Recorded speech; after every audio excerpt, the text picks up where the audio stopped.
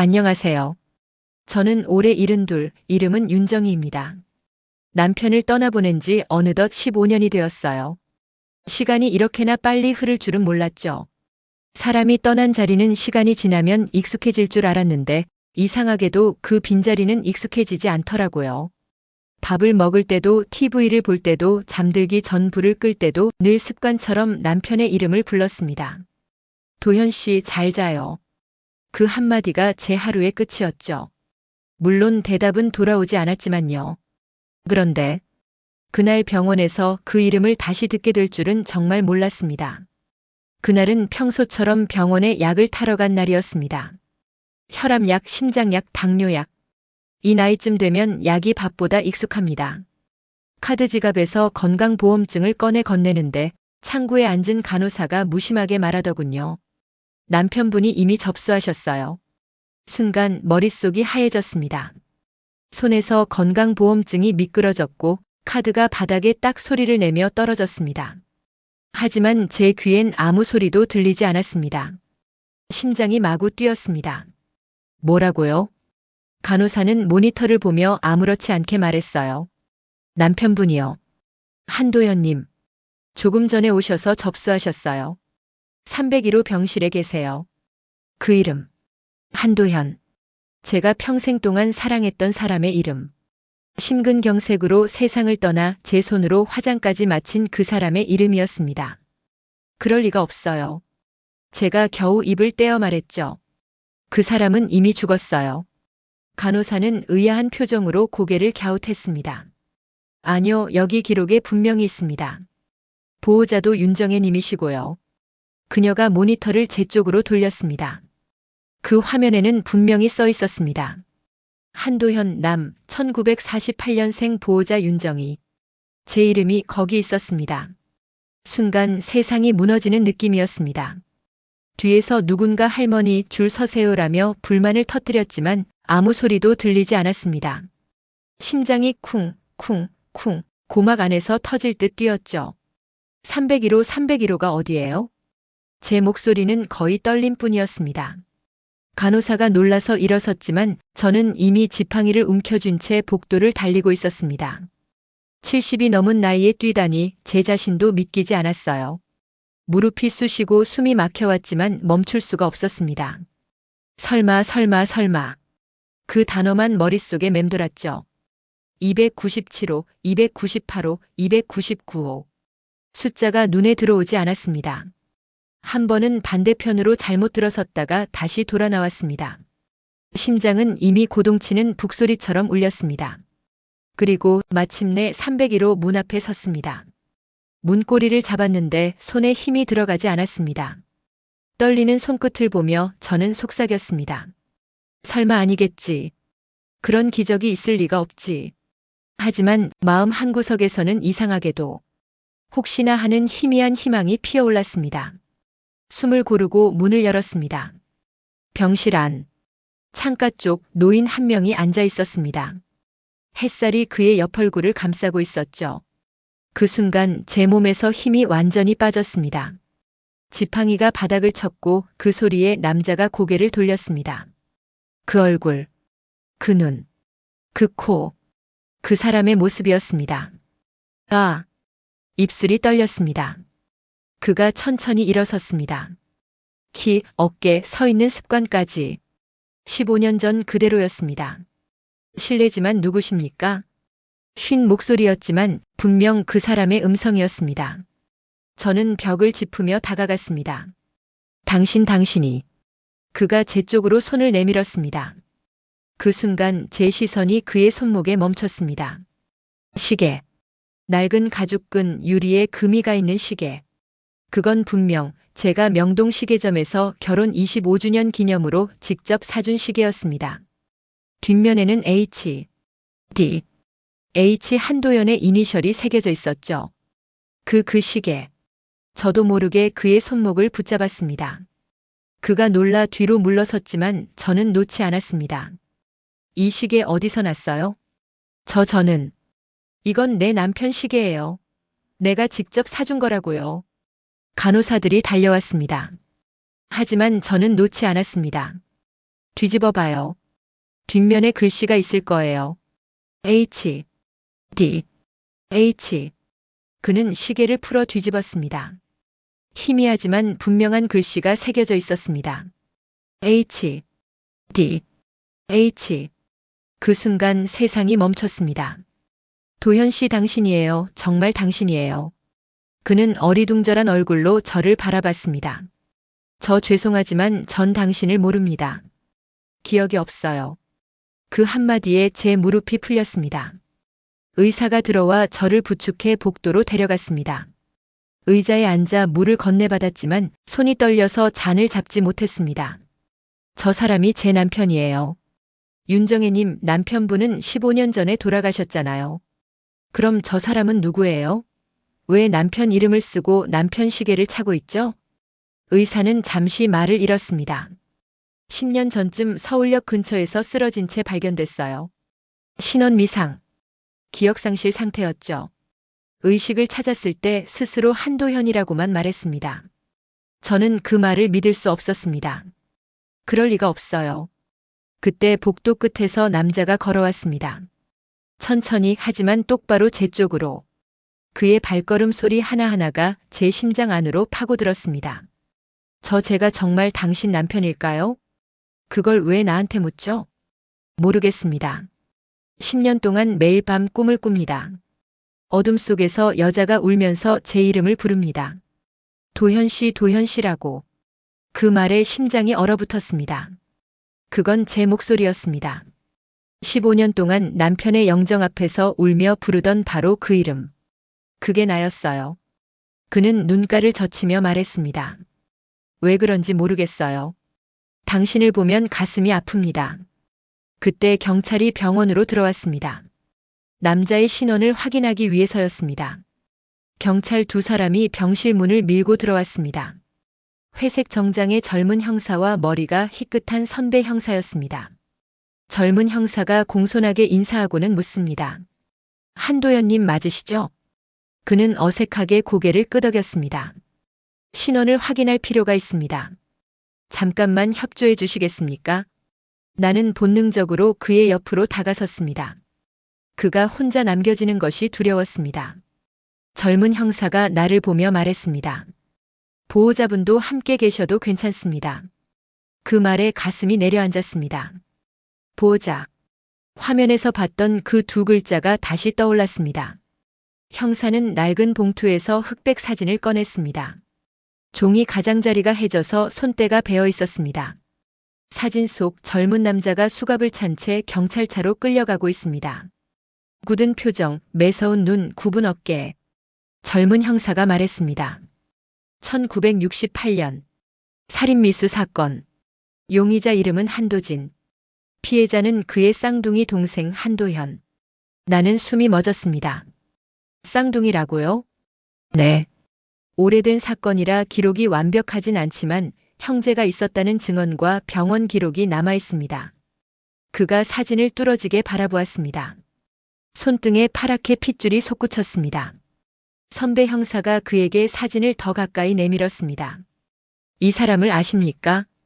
그의 입술이 미세하게 떨렸습니다. 모르겠습니다. 그런데 이상하게 낯설지 않습니다. 젊은 형사가 말했습니다. 오래된 사건이고 공소시효는 지났습니다. 다만 신원을 정확히 확인해야 합니다. 지문을 채취하겠습니다. 간단한 절차가 이어졌습니다. 그의 손가락을 하나씩 잡아 흰 종이에 찍었습니다. 잉크 냄새가 병실 공기를 덮었습니다. 나는 그 손가락의 마디마디를 보았습니다. 한때 망치질을 하던 남편의 손과 닮아 있었습니다. 굳은 살이 잡히고 손등에 솟은 힘줄이 살아 있었습니다. 지문 채취가 끝났고 형사들은 자리에서 일어났습니다. 확인되는 대로 연락드리겠습니다. 문이 닫힌 뒤에도 한동안 병실은 조용했습니다. 창밖에서 왁자지껄한 소리가 멀리서만 들려왔습니다. 그는 침대에 앉아 눈을 감았습니다. 나는 침대 옆 의자에 앉아 조용히 말했습니다. 당신에게 형이 있었던 것 같아요. 그는 고개를 저었습니다. 기억이 나지 않습니다. 그런데 마음 한구석이 쑤십니다. 마치 오래 묻어둔 상처가 다시 욱신거리는 것처럼. 그날 집으로 돌아온 나는 서랍 깊숙이 넣어두었던 일기장을 꺼냈습니다. 남편이 세상을 떠나기 전까지 썼던 공책. 표지가 닳아 글자가 흐릿해진 노트였습니다. 떨리는 손으로 페이지를 넘겼습니다. 익숙한 글씨가 줄을 따라 가지런히 앉아 있었습니다. 1965년 6월 1일. 오늘 형이 떠났다. 나는 평생 이 죄를 짊어지고 살아야 한다. 짧은 문장이 칼날처럼 가슴을 베었습니다. 무슨 죄를 말하는 걸까? 왜 그 후로 형에 대한 이야기가 사라졌을까? 다음 페이지, 또 다음 페이지. 결혼 전 일기의 절반이 비어 있었습니다. 마치 누군가 지워버린 것처럼. 새벽녘까지 넘기다 1968년 6월 1일을 찾았습니다. 형이 돌아왔다. 칼을 들고. 나는 죽을 뻔했다. 신고할 수 없었다. 미선이가 울며 말했다. 도현아, 제발 형님을 용서해줘. 형은 그날 밤 사라졌다. 미선이. 처음 듣는 이름. 일기장 구석에는 거칠게 긁어낸 흔적이 남아 있었습니다. 무언가를 쓰다 지우고 다시 쓰고 또 덮어 쓴 것처럼. 그날 밤 나는 일기장을 가슴에 안고 잠들었습니다. 아니, 엄밀히 말하면 잠을 이루지 못했습니다. 내가 알지 못했던 그의 과거가 어둠 속에서 눈을 떴습니다. 다음 날 아침 나는 결혼식 앨범을 꺼냈습니다. 시간이 퇴색시킨 사진 속 순백의 드레스와 검은 양복의 대비가 여전히 선명했습니다. 친척들과 함께 찍은 단체 사진에서 낯익은 얼굴이 내 눈을 붙잡았습니다. 똑같은 눈매, 똑같은 콧날, 똑같은 입선. 남편과 같은 얼굴이 뒷줄 구석에 조용히 서 있었습니다. 사진 뒷면에 희미한 글씨가 보였습니다. 1973년 5월 3일. 도현과 형님. 손이 떨렸습니다. 나는 사진과 일기장을 가방에 넣고 병원으로 향했습니다. 그에게 사진을 내밀었습니다. 이 사람 보여요? 뒷줄. 남편과 닮은 사람. 그는 사진 위를 오래 더듬었습니다. 눈길이 뒷줄로 올라갔다가 한 지점에서 멈췄습니다. 이 사람 저인 것 같습니다. 그런데 당신은 남편의 형이에요. 아마 이름은 한도진일 거예요. 그가 그 이름을 따라 말했습니다. 도진 한도진 순간 그는 관자놀이를 움켜쥐고 몸을 웅크렸습니다. 낮은 신음이 새어나왔습니다. 머리가 깨질 것 같습니다. 나는 그의 등을 천천히 쓸었습니다. 천천히 생각해요. 서두르지 말아요. 그는 눈을 감고 호흡을 고르더니 아주 여린 목소리로 말했습니다. 파란 바다 하얀 원피스를 입은 여자가 웃고 있습니다. 바람이 불고 자갈이 굴러가는 소리 제 옆에 누군가가 서 있습니다. 제가 그 사람을 부릅니다. 미선. 이름이 입술에서 떨어지는 순간 그의 어깨가 크게 떨렸습니다. 그 여자를 사랑했습니다. 너무나. 그날 오후 경찰에 연락이 왔습니다. 지문 비교와 일부 기록 대조 결과 신원은 한도진으로 보는 것이 타당하다는 결론. 오래된 사건이라 무엇 하나 명확하진 않지만 맞물리는 퍼즐 조각들이 있었습니다. 쌍둥이 형제 흉부 자상 응급 기록, 도주 실종. 그리고 어떤 여성의 이름. 송미선. 나는 형사에게 물었습니다. 송미선이라는 사람 어디에 있나요? 형사는 고개를 저었습니다. 정확한 기록이 없습니다. 제주도 출신이라는 정도만. 전화기를 끊고도 한동안 수화기를 쥔 손을 놓지 못했습니다. 제주도. 우리 마지막 여행지. 광풍처럼 스쳐가는 스틸컷들. 파도, 모래, 해녀들의 웃음소리, 비행기 창밖의 하얀 구름. 남편의 침묵. 그 침묵의 무게. 그날 밤 나는 남편의 일기장 마지막 페이지를 다시 읽었습니다. 2008년 3월 15일. 미선이가 죽었다. 형은 여전히 사라졌다. 나는 두 사람을 모두 불행하게 만들었다. 눈물이 뺨을 타고 흘러내렸습니다. 나는 조용히 속삭였습니다. 당신 왜 혼자 아파했어요? 왜 나한테 말해주지 않았나요? 다음 날 나는 병원으로 돌아가 그에게 말했습니다. 제주로 갑시다. 그는 놀란 눈으로 나를 보았습니다. 거기 당신의 기억이 있어요. 당신과 미선이.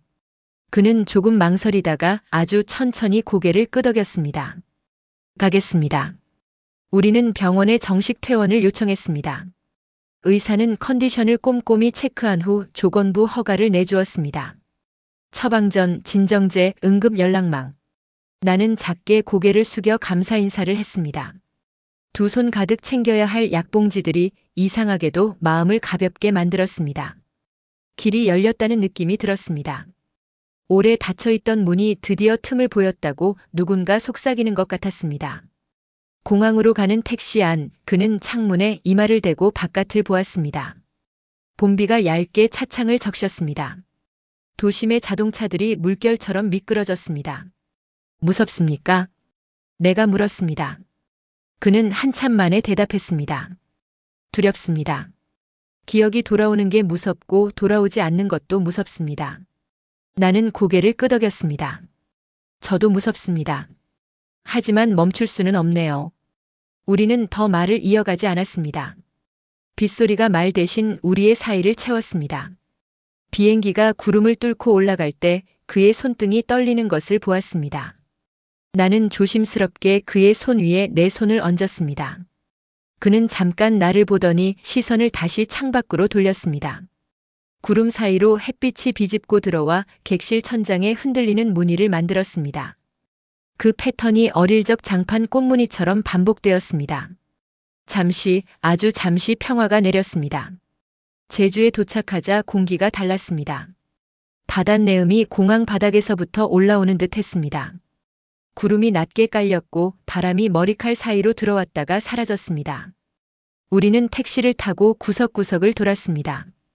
오래된 묘지가 바닷가 언덕에 있다는 묘지기의 말을 수소문에 찾아갔습니다. 낡은 비석들이 비스듬히 누운 풀냄새 진한 언덕. 멀리 물결이 깨지는 소리가 들렸습니다. 우리는 한 비석 앞에 멈췄습니다. 송미선 1945-2008. 평생 한 사람을 기다리다. 그는 그대로 무너져 무릎을 꿇었습니다. 손끝이 비석 표면을 떨리는 선으로 훑었습니다. 미선아 도진이다. 늦었다. 너무 늦게 왔다. 바람이 그의 말끝을 끊었습니다. 바다가 대답했습니다. 나는 뒤로 몇 걸음 물러났습니다. 두 사람의 시간, 두 사람의 사랑, 두 사람의 상처. 그 곁에 서 있는 일은 조용히 숨을 죽이는 일이었습니다. 그때였습니다. 비석 뒤쪽 오솔길에서 발자국 소리가 났습니다. 우리는 동시에 고개를 들었습니다. 백발의 할머니가 꽃다발을 들고 서 있었습니다. 햇빛이 비껴 그녀의 볼을 스쳤습니다. 그녀는 우리를 오래, 아주 오래 바라보았습니다. 그러다 입술이 아주 조금 떨렸습니다. 도진 오빠? 그는 비석의 손을 짚은 채 천천히 일어섰습니다. 숨이 가빠졌습니다. 당신은 나예요. 미선이에요. 그 말은 너무도 조용했지만 바다보다 컸습니다. 그는 한 발도 내딛지 못했습니다. 그녀가 먼저 다가와 비석 위에 꽃을 내려놓고 그의 손을 잡았습니다. 손과 손이 닿는 순간 나는 눈을 감았습니다. 오래 참아온 울음소리가 바람을 타고 흘렀습니다. 그녀는 말했다고 합니다. 죽은 건 맞아요. 법적으로는요.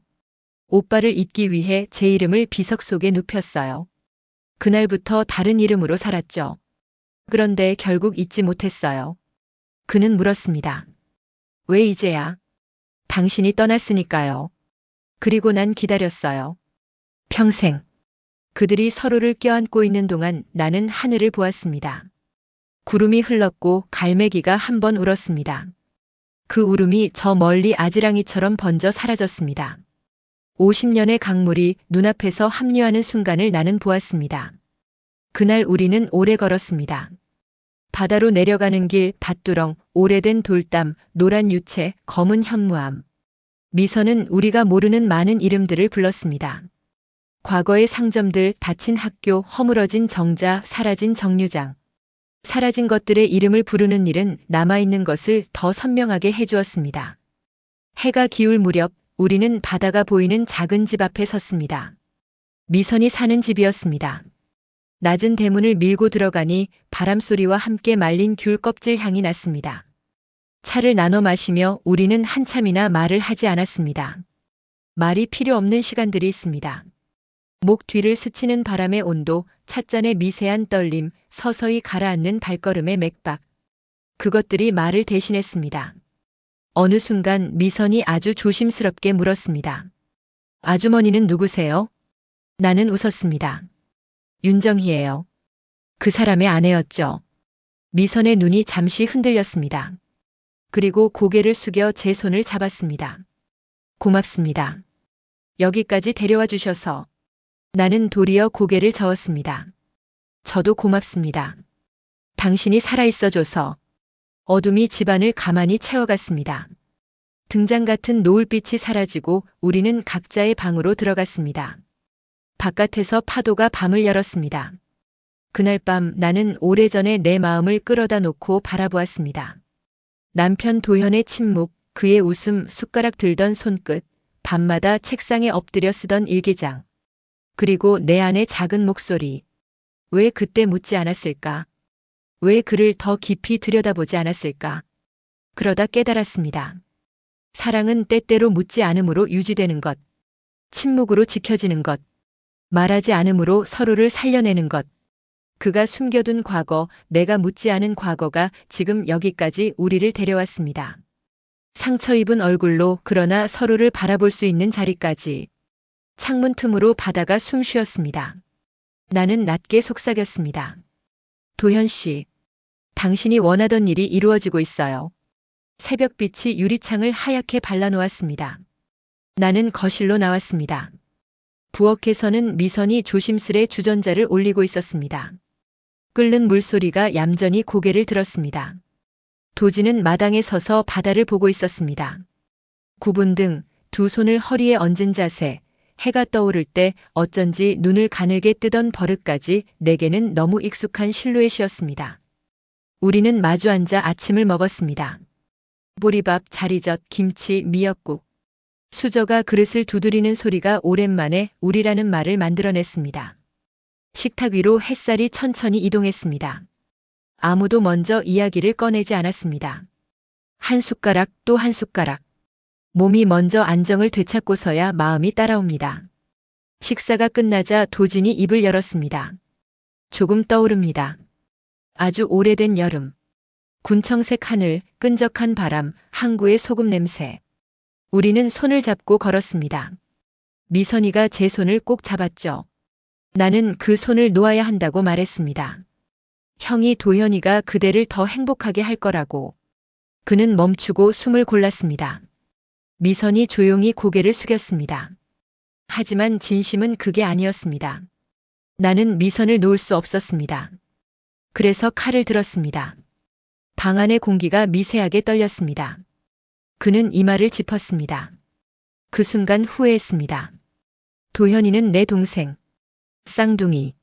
내 또 다른 절반. 피가 번지고 미선이가 울고 나는 도망쳤습니다. 그때부터 제 삶은 어둠 속 발자국이었습니다. 나는 숨을 깊게 들이마셨습니다. 그 말이 상처의 중심을 드러냈기 때문이었습니다. 용서와 죄책감, 사랑과 배신이 서로의 목을 잡고 오래 싸운 그 자리. 미선이 소리 없이 울었습니다. 그녀는 손등으로 눈물을 닦았습니다. 오빠 미안해요. 내가 더 일찍 찾아갈 걸 그랬어. 오빠가 살아있다는 것을 믿고 싶지 않았어요. 그래야 기다림을 끝낼 수 있을 것 같았거든요. 도지는 고개를 저었습니다. 아니야. 잘못은 내게 있어. 칼을 들었던 그날부터 나는 나를 잃었다. 우리는 그날 오후 바다로 나갔습니다. 파도는 규칙적으로 왔다 갔다 했고 아이들은 모래성을 쌓고 있었고 한 노부부가 서로를 부축해 천천히 걸었습니다. 그들의 잠깐의 웃음이 해변 모래 위에 작은 소용돌이를 만들었습니다. 나는 도진에게 말했습니다. 당신은 왜 서울역에서 그 이름으로 깨어났을까요? 한도현. 그는 먼 곳을 보았습니다. 아마 내 소망이었을 겁니다. 도망자 도진이 아니라 누군가의 남편이고 누군가의 사랑이었던 도현으로 살고 싶었던 거죠. 술로 폐를 깎아내리고 기억을 비우면서도 마음속 가장 깊은 곳에는 형의 이름이 떠다녔나 봅니다. 말끝에 바람이 스쳤습니다. 나는 말했습니다. 그 소망이 당신을 여기까지 데려왔네요. 며칠 동안 우리는 낮에는 바다를 걷고 밤에는 과거의 조각을 맞췄습니다. 미선은 잊지 못한 장소들을 데려갔습니다. 노을을 보던 언덕, 비를 피하던 버스 정류장, 여름밤 별을 쫓다 발을 헛디뎌 넘어지던 돌담길. 어디에 서 있어도 오래된 목소리들이 우리 어깨를 가만히 두드렸습니다. 여기에 있었지 하고. 어느 날 저녁 미선이 갑자기 말을 멈추고 하늘을 올려다보았습니다. 도현 씨가 떠났다는 신문을 봤을 때 나도 나를 묻었어요. 그래서 호적을 정리했어요. 근데 사람의 마음은 서류처럼 정리되지 않더군요. 그녀는 나를 바라보았습니다. 아주머니 미안해요. 나는 고개를 저었습니다. 미안해야 할 사람이 있다면 그건 우리 모두예요. 하지만 또 아무도 아니기도 해요. 사랑이 그랬으니까요. 그날 밤 나는 혼자 바다를 보았습니다. 달빛이 물 위에 쏟아졌고 파도는 종일 해오던 일을 멈추지 않았습니다. 나는 남편의 이름을 낮게 불렀습니다. 도현 씨. 대답은 없었습니다. 대신 물결이 작은 손짓으로 되돌아왔습니다. 나는 속으로 덧붙였습니다. 당신의 형이 당신이 못 이룬 사랑을 이루고 있어요. 당신이 바라던 대로. 서울로 돌아오는 날 우리는 공항 앞에서 오래 손을 잡았습니다. 도지는 나에게, 미선은 나에게 말없이 인사를 건넸습니다. 입술이 처음으로 가벼운 미소를 배웠습니다. 가끔 오세요. 미선이 말했습니다. 그럼요. 바다가 부르면 오죠. 내가 대답했습니다. 비행기에 올라앉아 창밖을 보니 두 사람이 손을 흔들고 있었습니다. 멀어지면 더 또렷해지는 얼굴들이 있습니다. 그들의 얼굴이 그랬습니다. 서울집은 언제나처럼 조용했습니다. 현관의 슬리퍼, 거실 시계, 오래된 소파, 유리장 속 찻잔, 벽에 걸린 영정사진. 나는 의자에 앉아 사진을 오래 바라보다가 조심히 내려 벽에서 빼냈습니다. 액자 유리가 햇빛을 받아 반짝였습니다. 나는 그 액자를 무릎 위에 올려놓고 한참을 쓸어내렸습니다. 이제 보내줄게요. 입술 사이로 그 말이 나오는 순간 어깨에 걸려있던 무게가 아주 조금 가벼워졌습니다. 며칠 뒤 제주에서 소포가 도착했습니다. 작은 상자 안에는 사진 한 장과 편지 한 통이 들어있었습니다. 사진 속에서 두 사람은 바다를 등지고 서서 웃고 있었습니다. 바람이 두 사람의 머리칼을 가볍게 들어올렸습니다. 편지를 펼쳤습니다. 정혜 씨에게. 덕분에 우리는 서로를 되찾았습니다. 늦었지만 우리가 살아있을 때 만나서 다행입니다. 우리는 해가 지면 걸을 겁니다. 서로의 지난 날을 이야기하고 남은 날을 세지 않고 살겠습니다. 도현이는 당신을 사랑했습니다. 마음 한쪽에 미선이가 남아있었을지라도 당신과의 삶은 진심이었을 겁니다. 그 사실이 그를 마지막까지 버티게 했을 겁니다. 부디 믿어주세요. 도진. 나는 그 편지를 가슴에 꼭 눌렀습니다. 눈물이 났지만 이번에는 차갑지 않았습니다. 따뜻했습니다. 사람이 사람에게 건네줄 수 있는 마지막 선물 같은 문장이었습니다. 그날 밤 남편의 일기장 마지막 장에 내 글을 덧붙였습니다. 2023년 10월. 당신의 형을 만났어요. 미선 씨도 만났어요. 두 사람은 지금 제주에서 바다를 보며 걷고 있어요. 당신이 바라던 모습이에요. 이제 나도 당신을 놓아줄게요. 고마웠어요. 펜 끝이 종이 위에서 아주 잠깐 떨렸습니다. 나는 눈을 감고 깊게 숨을 들이마셨습니다. 숨이 길어졌습니다. 시간이 흘렀습니다. 겨울이 지나고 봄이 와서 벚꽃이 피고 바람이 따뜻해지면 나는 창문을 활짝 열었습니다. 햇빛이 방안 카펫 위로 내려왔고 신발장 위 작은 화분에 새잎이 돋았습니다. 나는 전보다 자주 밖으로 나갔습니다. 시장에 가서 생선을 고르고 공원 벤치에 앉아 아이들의 뛰는 소리를 들었습니다. 가끔은 친구들과 만나 국수를 먹고 오래 웃었습니다. 어느 날 밤 나는 습관처럼 불을 끄기 전에 이름을 불렀습니다. 도현 씨. 그리고 아주 조용히 덧붙였습니다. 안녕. 1년이 지나서 나는 다시 제주로 갔습니다. 공항에서 나는 괜히 두리번거렸습니다. 그들이 거기 서서 손을 흔들고 있을 것만 같았거든요. 택시를 타고 해변으로 갔습니다. 모래 위에 발자국이 질서 없이 겹쳐져 있었습니다. 바람이 금방 지워버리겠지만 누군가의 걸음이 여기를 지나갔다는 사실만은 분명했습니다. 카페 유리창 밖으로 바다가 비스듬히 보이는 자리에 앉았을 때 문이 열리고 두 사람이 들어왔습니다. 먼저 나를 발견한 건 미선이었습니다. 어머, 정혜 씨. 나는 자리에서 일어나 손을 흔들었습니다. 두 분 잘 지내세요? 도진이 살며시 웃었습니다. 그의 웃음 속에는 어느 정도의 평화가 자리 잡고 있었습니다. 네. 이제야 사람답게 삽니다. 우리는 뜨거운 차를 앞에 두고 오래 이야기를 나눴습니다. 과거가 우리를 흔들긴 했지만 더 이상 무너지게 하지는 못했습니다. 상처를 덮은 새살이 연약하지만 단단하게 자리 잡듯 우리 셋의 대화는 과거를 지나 현재에 닿아 있었습니다. 나는 물었습니다. 도현이 생각 많이 하세요? 도진은 창밖을 보며 천천히 대답했습니다. 가끔. 그런데 이제는 아프지 않습니다. 그가 나에게 준 것은 상처만이 아니었으니까요. 마지막까지 지키고 싶었던 사람의 이름을 남겼죠. 그리고 내가 살아야 할 이유를 남겼습니다. 미선이 내 손을 잡았습니다. 우리 모두 누군가를 용서했고 또 누군가에게 용서받았어요. 그래서 지금 여기 앉아 있네요. 그 말에 나는 고개를 끄덕였습니다. 말없이 오래. 카페를 나와 해변을 걸었습니다. 바람이 불 때마다 모래가 자잘한 소리를 냈습니다. 갈매기가 낮게 날다 날개를 한번 접었다 펴고 멀어졌습니다. 우리는 한밤중 흰 파도의 입술선이 물러나는 걸 지켜보았습니다. 바다는 늘 같은 일을 하면서도 매번 달랐습니다. 그 반복과 변화 사이에 인생이 있었습니다. 그날 밤 숙소에서 나는 창문을 활짝 열어놓고 앉았습니다. 물결이 어둠을 비집고 왔다가 소리만 남기고 돌아갔습니다. 잠들기 전 나는 마지막으로 그 이름을 조용히 불렀습니다.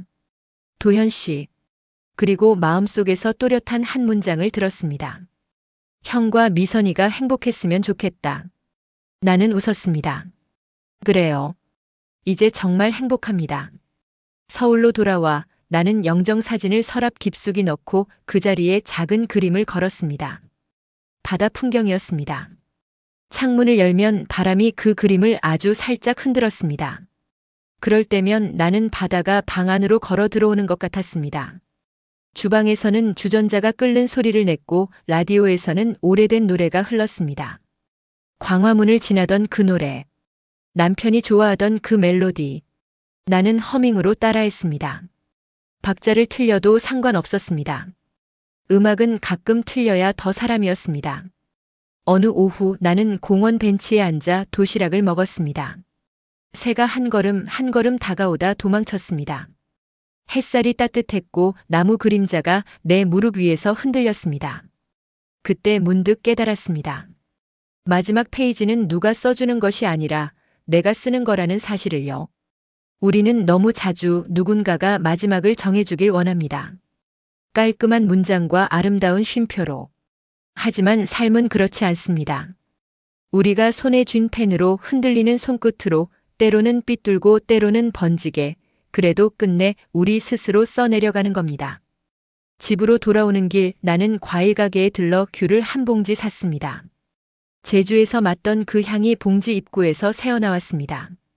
계단을 천천히 올라가 현관문을 열고 조용한 집 안으로 들어왔습니다. 창문을 열었더니 바람이 커튼을 가볍게 밀었습니다. 나는 식탁 위에 귤을 올려놓고 하나를 까서 반으로 나눴습니다. 아주 천천히 그 맛을 오래 씹었습니다. 해가 기울었고 거실 바닥에 길게 햇살이 누웠습니다. 나는 의자에 앉아 손을 무릎 위에 포개고 천천히 눈을 감았습니다. 가만히 귀를 기울이면 멀리서 바다가 들리는 듯 했습니다. 어쩌면 내 안에 생긴 작은 바다일지도요. 그날 병원에서 시작된 모든 일이 지금 여기까지 다가왔습니다. 내가 알던 세상은 흔들렸지만 무너지지는 않았습니다. 사랑은 때로 사람을 상하게 하지만 또 살려냅니다. 용서는 잊는 것이 아니라 기억을 견딜 수 있게 만드는 기술이라는 것도 알게 되었습니다. 마지막으로 나는 당신에게 말할 겁니다. 도현 씨 잘 지내고 있나요? 당신이 바라던 대로 형과 미선은 잘 지내고 있어요. 나는요 생각보다 잘 지냅니다. 혼자지만 혼자가 아닙니다. 당신이 남긴 것들이 내 곁을 지키고 있으니까요. 창밖에 등불이 하나둘 켜졌습니다. 저녁 바람이 라디오 선율을 살짝 흔들었습니다. 나는 미소를 띠고 조용히 말했습니다. 안녕, 도현 씨. 그리고 아주 작은 목소리로 덧붙였습니다. 고맙습니다.